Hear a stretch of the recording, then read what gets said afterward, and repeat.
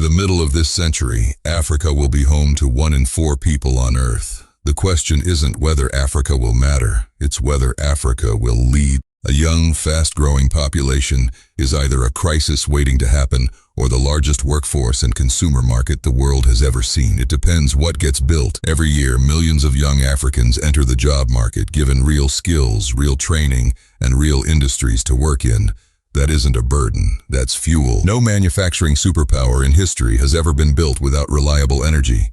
Africa holds vast oil, gas, and renewable potential still barely tapped for its own use. One refinery alone now processes 650,000 barrels a day. Multiply that ambition across a continent, and energy stops being Africa's constraint. Gold, oil, cobalt, lithium, cocoa. Africa holds the raw materials the modern world depends on, from smartphones to electric vehicles to solar panels. The old model exported those materials raw and imported the finished products back at a markup.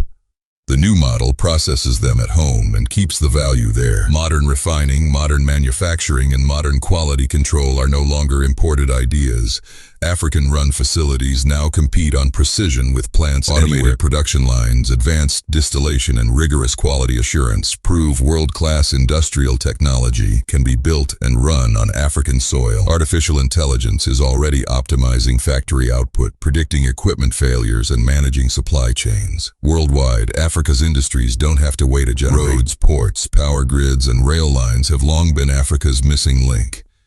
Every factory built forces the infrastructure around it to finally catch up. Build one facility at this scale and you build the roads, ports, and power lines needed to support it. Infrastructure follows ambition, not the other way around. The African Continental Free Trade Area now connects 54 countries into a single market of over 1 billion people, the largest free trade area on Earth.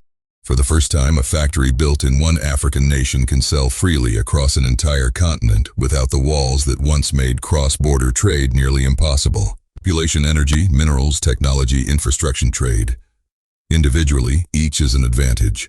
Combined, they're the exact ingredients of a manufacturing superpower. As Aliko Dangote put it, I don't build for today, I build for Africa. I build for tomorrow. That mindset multiplied across a continent is how the future gets built. Africa doesn't need to wait for permission to industrialize. The people, the resources, the technology, and now the trade rules are already here. The only question left is ambition. This is only a glimpse of what's possible. The full story is in my new book, Dangote Refinery. Available now on Amazon.